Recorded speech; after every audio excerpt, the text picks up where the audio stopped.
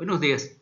Estamos en el primer Congreso Nacional e Internacional de Intercambio de Saberes sobre Agroforestería, Comercialización, Estadística, etcétera, etcétera. Y en este caso les voy a presentar una presentación, valga la redundancia, del impacto de la rotación de cultivos en suelos tropicales. Primero hay que partir de qué cosa es el suelo y para qué se hacen estudios de suelos. Los estudios de suelos nos sirven para hacer predicciones sobre usos específicos de las tierras y para ello es necesario cartografiarlos, es decir, establecer mapas que nos permitan ver dónde están ubicados esos suelos y después estas unidades de suelo, caracterizarlas y definir diferentes usos que se le pueden dar al suelo. Entre esos usos se pueden usar para planificar el uso agrícola, políticas agrícolas, degradación y recuperación de suelos, planificación de usos no agrícolas. El cambio, también podemos hacer predicciones de cambio climático, ordenación territorial, biodiversidad. Pero para ello pues tenemos que partir del individuo que estamos tratando de caracterizar, que es el suelo. El suelo en sí es un ente que se encuentra debajo de nuestros pies principalmente. Está formado por sólidos, que son minerales, y materia orgánica, pero también por líquidos y gases que ocurren sobre la superficie de las tierras. Ocupa un espacio y tiene una o ambas de las siguientes características. O bien tiene capas, o puede tener la habilidad de soportar raíces de plantas en un ambiente natural. El suelo es el medio fundamental de la producción agropecuaria. Nos permite también suministrar agua a las plantas y elementos nutrientes. De él depende el crecimiento y desarrollo de ellas y por consiguiente de la magnitud de las cosechas. Antes del siglo XIX, muchos científicos explicaban la baja de la fertilidad del suelo, planteando que las tierras envejecían, que la tierra estaba cansada. Por esa época también surgen diferentes teorías cuya finalidad fundamental fue dar explicaciones de la disminución de la productividad del suelo por el cultivo continuado de las mismas plantas en la misma superficie. Fíjense, desde el siglo XIX. Esta teoría del agotamiento de las reservas nutritivas del suelo parte del principio que si bien todas las plantas cultivadas se componen de los mismos elementos, no todas extraen en igual proporción los nutrientes.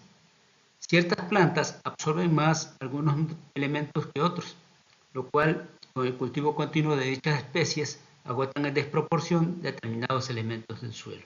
Conocido, por ejemplo, que en los suelos tropicales la caña de azúcar extrae bastante potasio y bastante nitrógeno. Entonces es normal que después de 11 años o 12 años que tengamos de cultivar caña de azúcar, el suelo pierda esos elementos nutrientes y se dice que se cansa el suelo. Por lo tanto, hay que revitalizarlo. Entonces esto establece en el hombre la necesidad de establecer en los agroecosistemas formas de explotación que conlleven a la mejora o recuperación de la fertilidad del suelo, que se pierde cuando se cultiva con alguna especie vegetal exclusivamente. Además, el monocultivo se considera la base ecológica de la aparición de plagas y de la inestabilidad de la agricultura moderna. Con esto se crean condiciones muy favorables para aquellos organismos que se alimentan de las plantas en cuestión, a la vez que se ve afectada la competencia, o sea, la acción de los enemigos naturales y los demás mecanismos de regulación. Ejemplos, por ejemplo, lo que sucede con las familias de las solanáceas, específicamente con jitomate y chile, los cuales, por ejemplo, cuando están siendo cultivados en un lugar repetidamente, de pronto adquieren un virus, el virus del enchinamiento, que provoca su debilitamiento y en ocasiones su muerte. Por lo tanto, hay que cambiar de cultivo para poder hacer que desaparezca este enemigo y combatirlo de una manera cultural o agronómica. Esta merma de los rendimientos de los cultivos cuando se siembran o se plantan en monocultivo se debe a la reducción principalmente a la reducción de la materia orgánica del suelo. Aunque otros autores consideran que el establecimiento de plagas y enfermedades, el aumento de la densidad aparente de los suelos, esto es, que se hacen menos porosos los suelos, y las toxinas secretadas por las plantas son las causas de que los rendimientos se depriman por el cultivo continuado de la misma especie.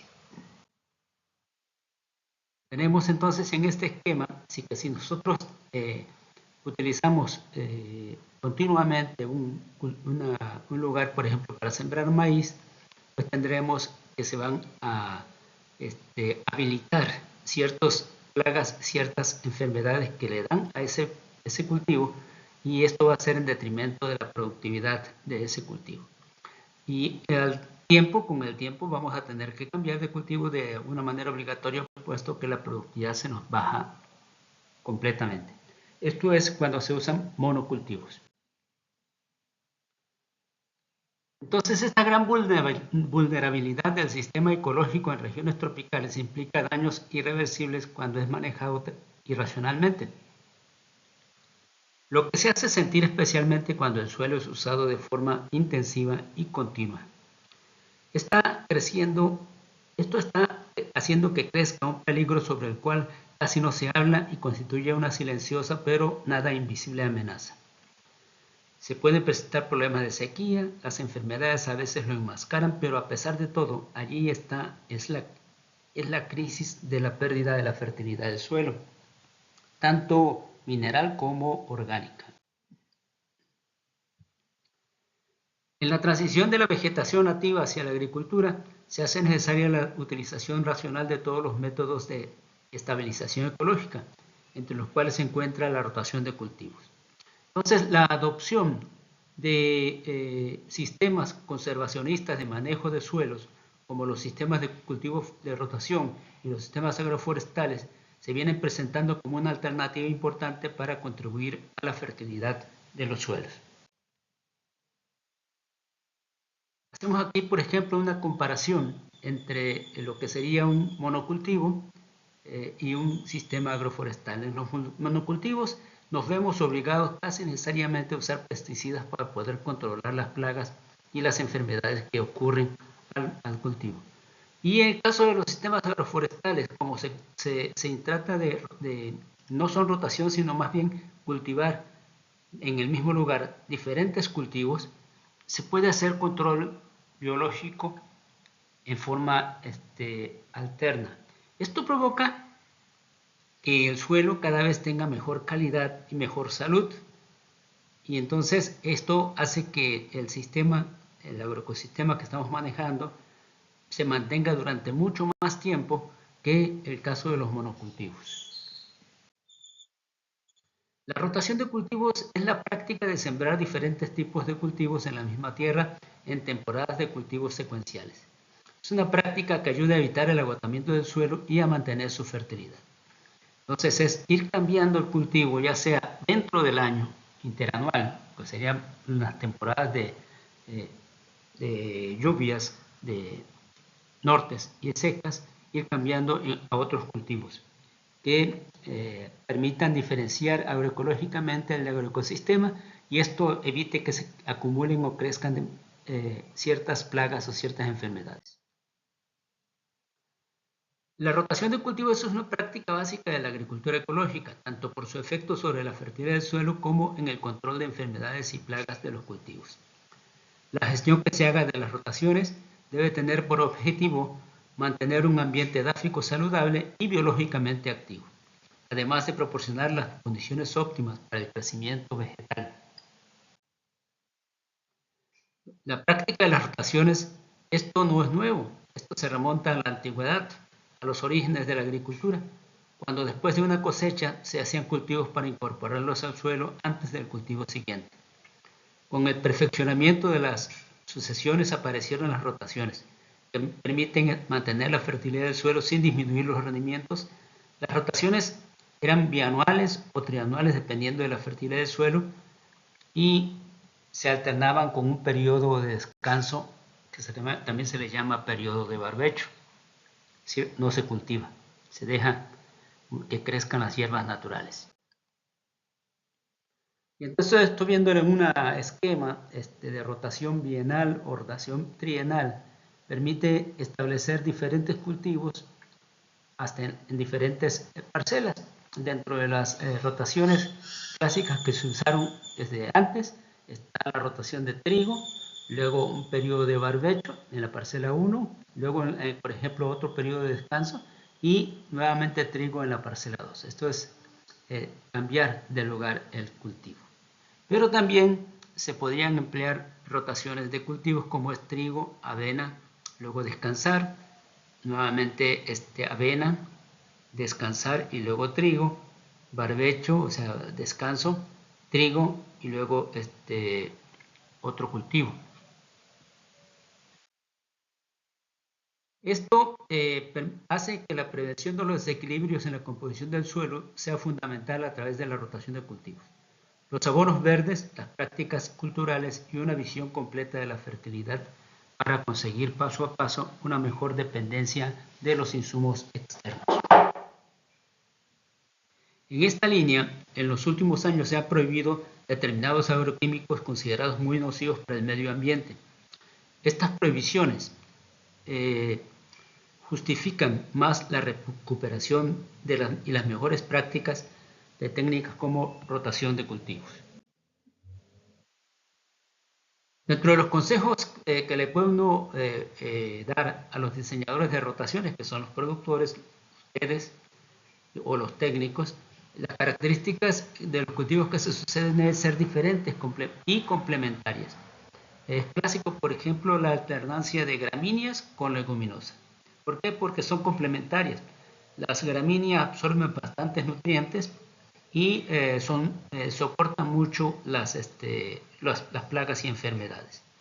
Y si lo rotamos con una leguminosa, con maíz frijol, por ejemplo, con un frijol, va a permitir que haya fijación de nitrógeno, recuperación de la materia orgánica del suelo y por lo tanto van a mejorarse la salud del suelo.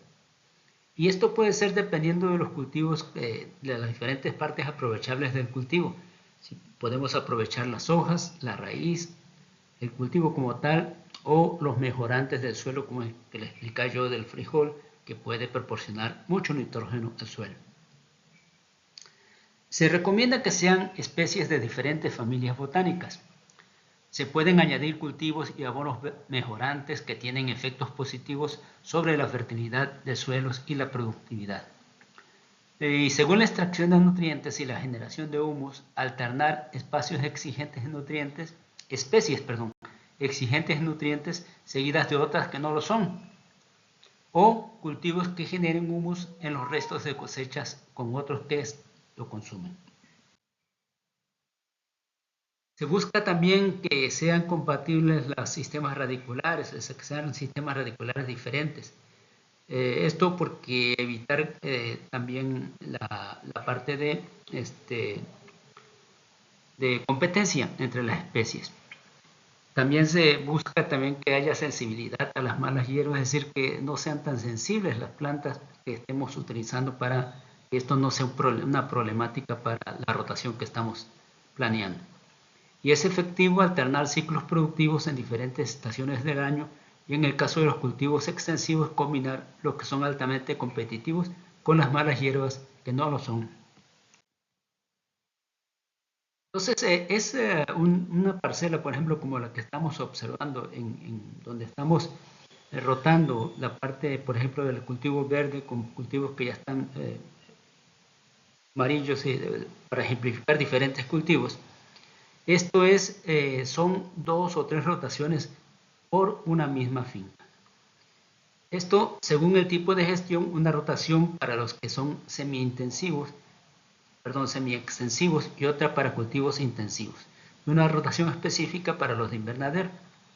Y según las características de las parcelas, tener en cuenta los aspectos como fertilidad, recursos hídricos, temperaturas, insolación, ventilación o su ubicación lejos de almacén.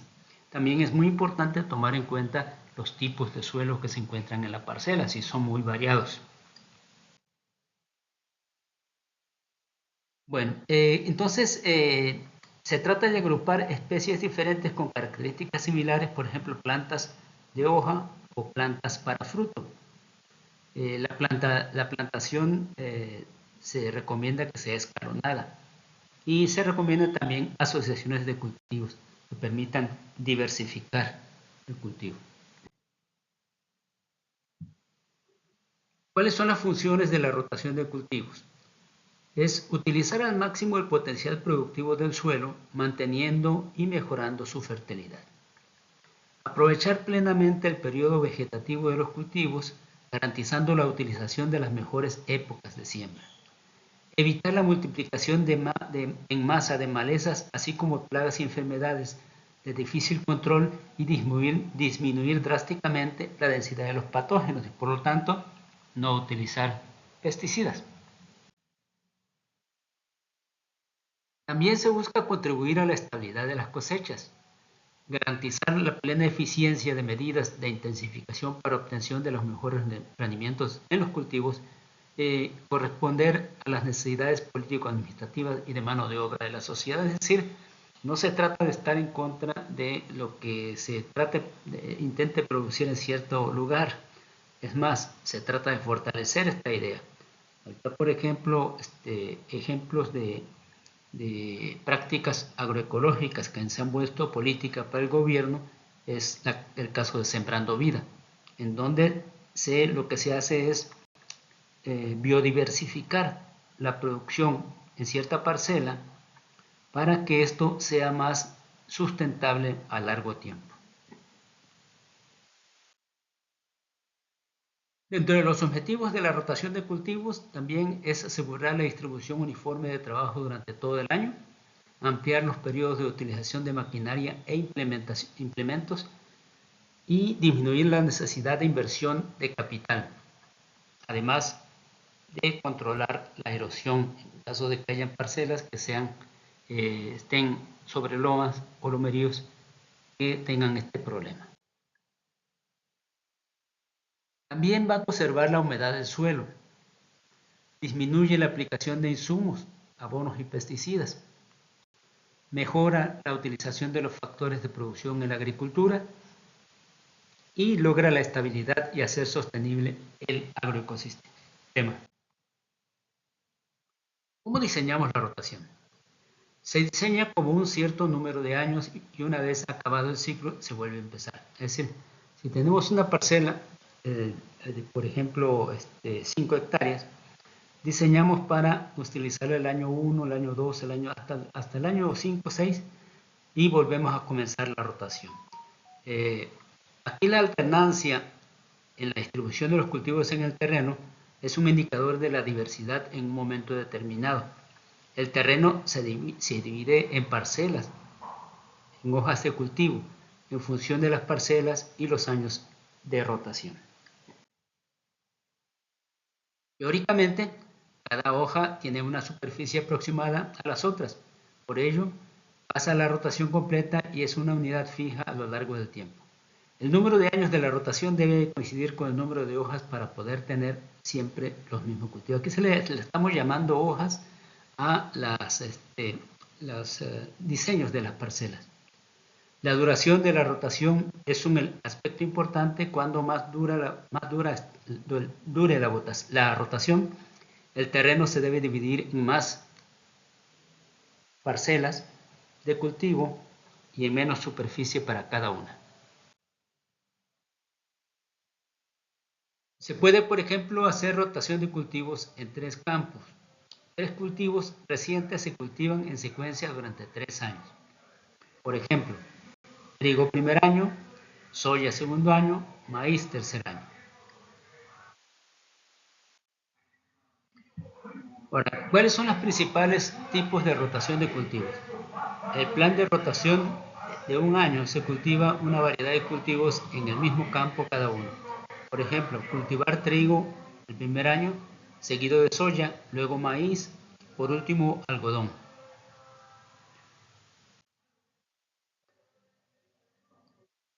Se puede hacer también rotación de cultivos en múltiples campos. Se cultivan varios productos en el mismo campo, pero se rotan anualmente. Es decir, no repetimos en un mismo campo, sino que vamos rotando. Por ejemplo, puede cultivar trigo, soya y maíz el primer año, seguido de algodón, cacahuates y arroz el segundo.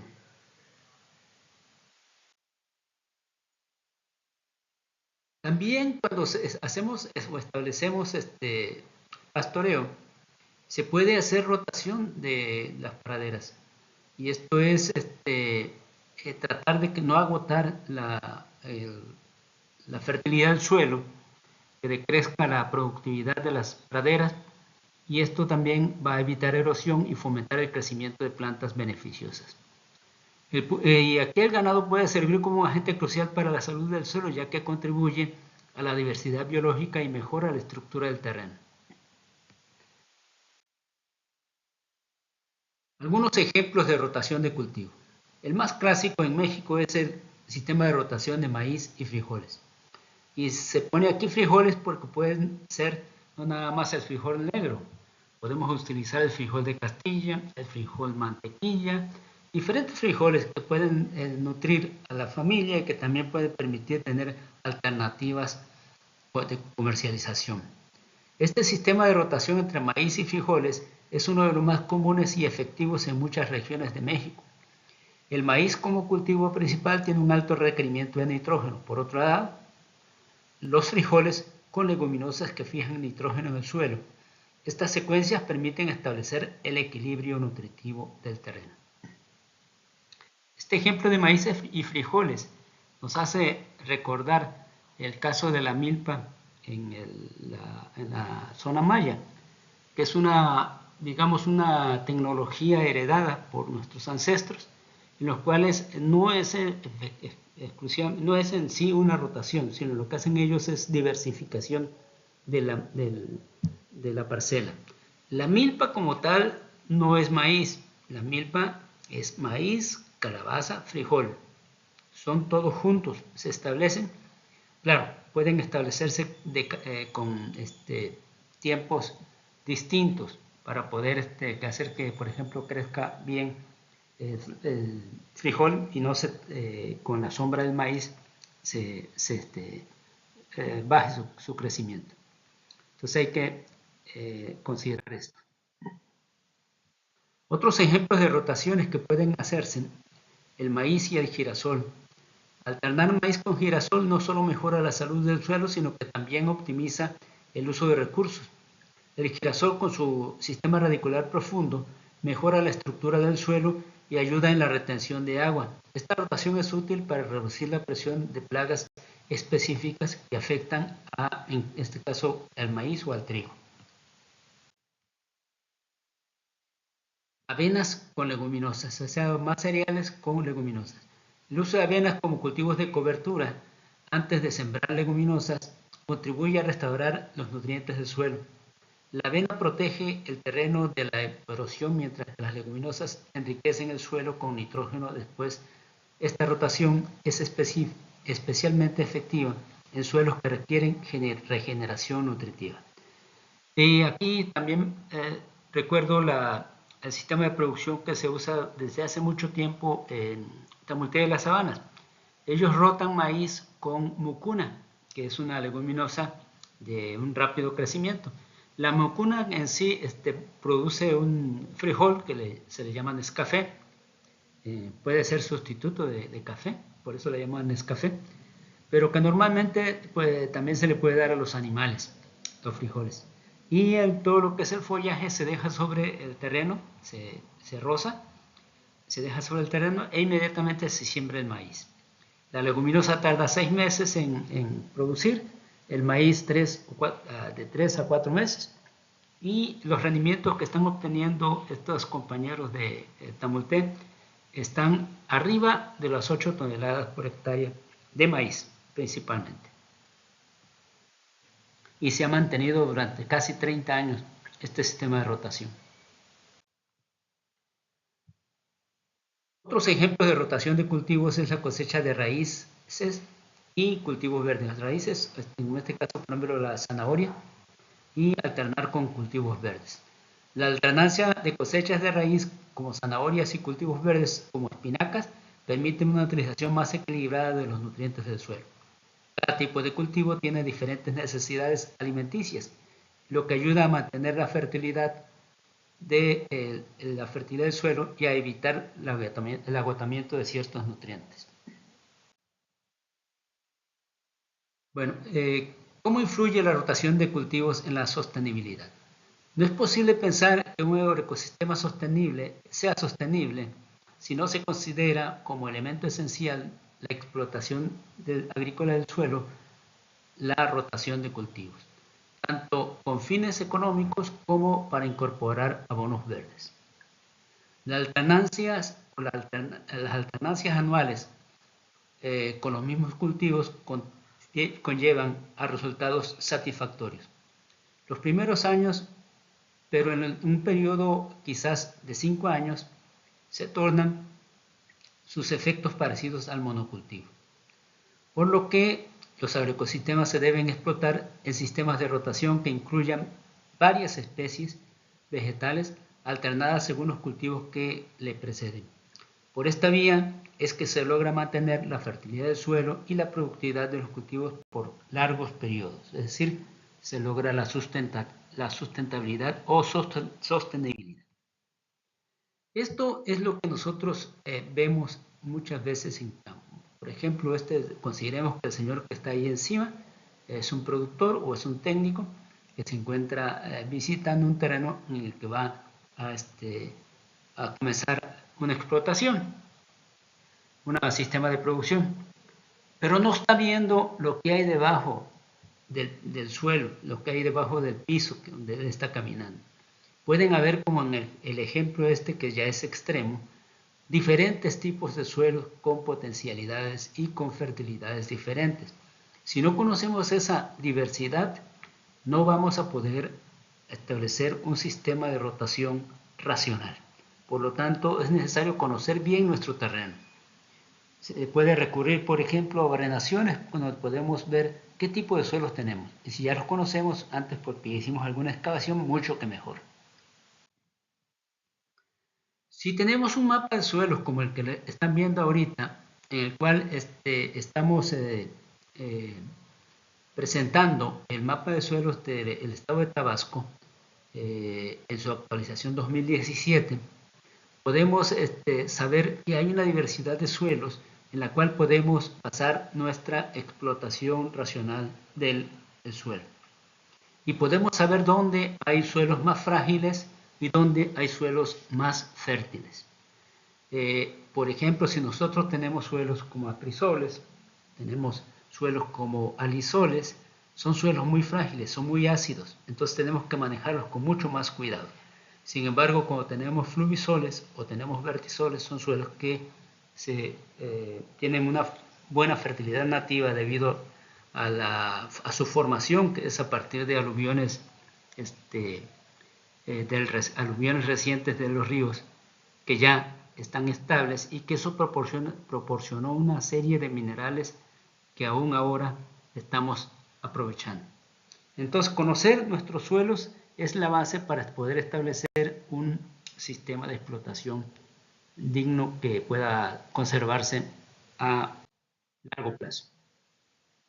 Y esto se puede reflejar a diferentes escalas. En este caso le estoy presentando un avance de lo que estamos haciendo ahorita, que es el estudio semidetallado de los suelos del municipio de Cárdenas, en el cual estamos definiendo las unidades de suelo a escala 50.000 para que nos permita poder establecer un patrón de cultivos para cada uno de los diferentes suelos que se encuentran, en este caso en el municipio de Cárdenas.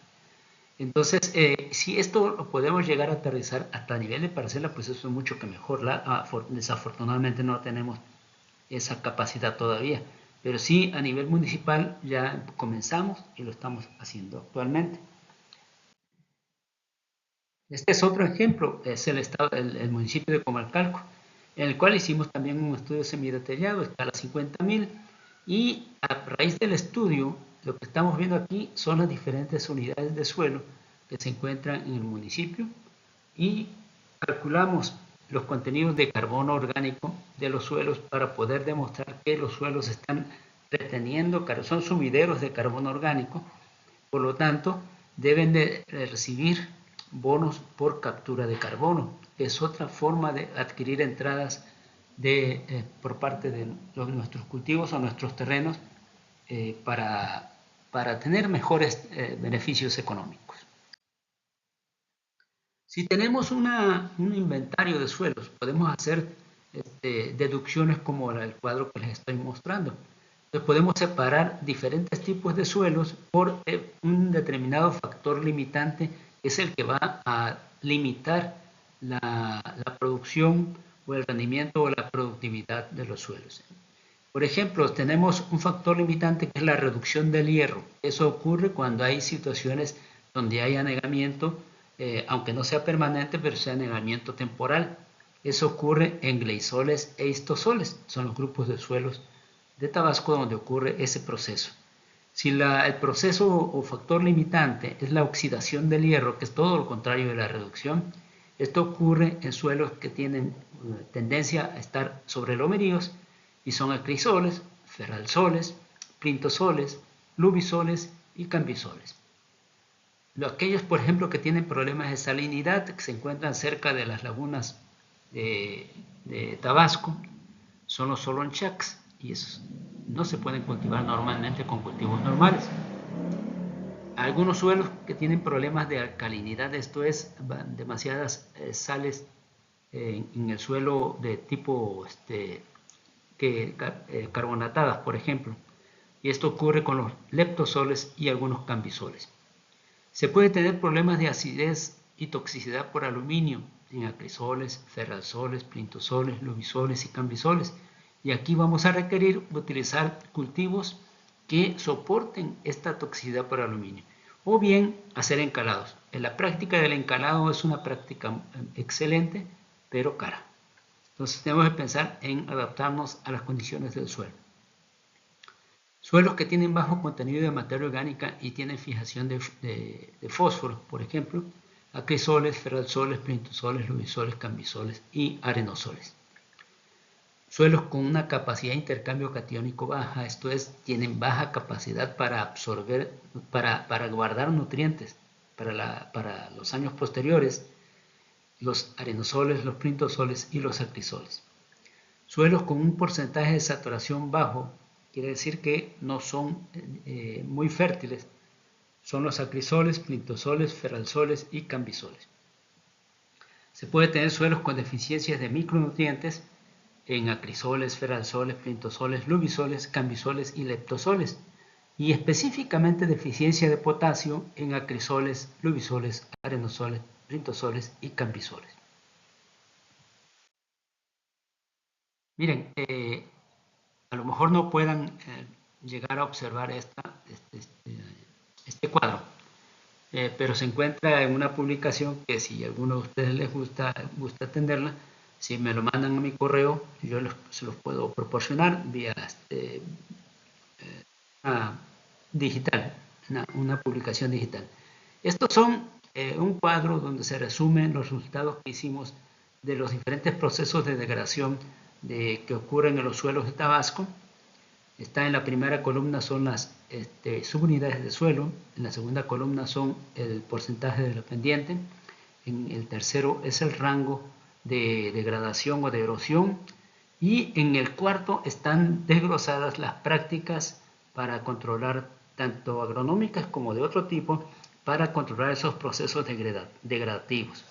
Por ejemplo, la rotación de cultivos, está también la parte de los de las alternancia de cultivos, está también la de biodiversidad en la parte de arriba, está también la parte de control de erosión por medio de cultivos de cobertera, diferentes prácticas de manejo que se pueden ofrecer para cada una de estas áreas. Y eso planteado en un mapa, por ejemplo, como este, son las mismas prácticas las que aparecen abajo, y en el mapa se ven los colores. Entonces ya asocia uno los colores, en dónde está uno ubicado, los colores, y luego las prácticas que estamos recomendando abajo, y podemos establecer un sistema de manejo apropiados o más apropiados que los que posiblemente haya actualmente. ¿Qué podemos decir como conclusiones?